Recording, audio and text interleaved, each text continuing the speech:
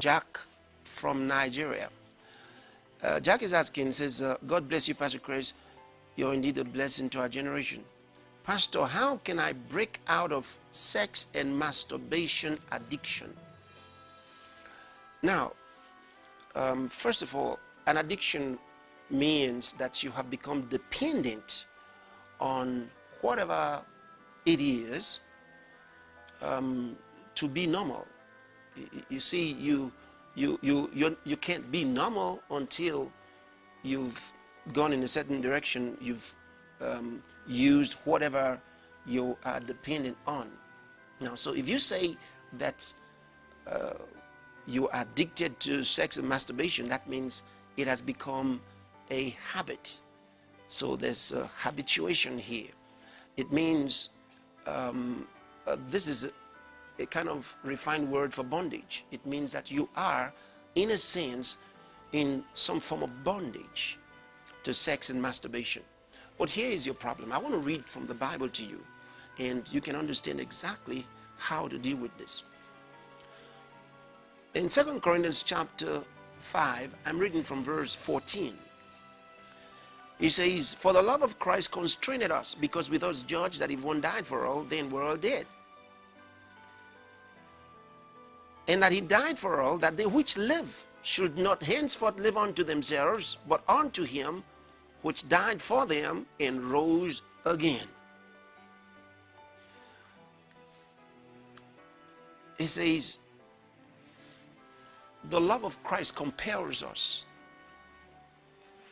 and that we have become convinced that if one died for all, then we all died. That means Christ died for all of us. And if Christ died for us, then we all died. And that he died for us so that those who live should no longer live unto themselves, but unto him who died for them. That means if you believe in Jesus Christ, that he died for you, the life you live now should not be a life to yourself. The reason you're addicted to anything, if you have a habit that controls your life, it's because you want it.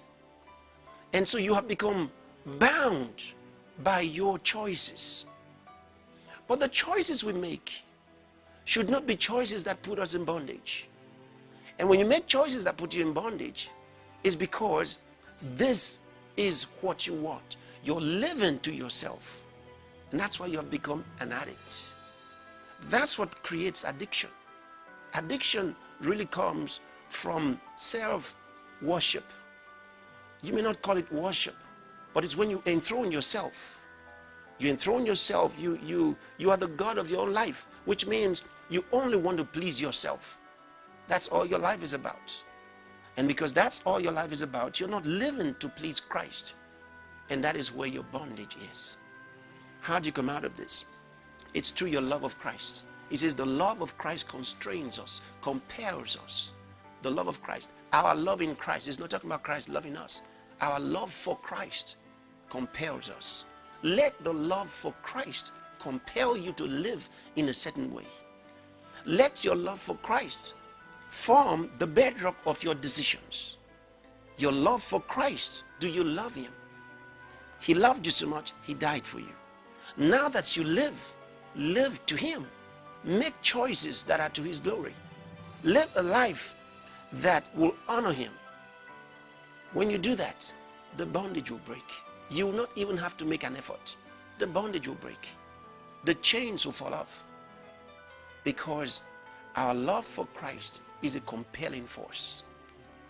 So that's what you're going to do.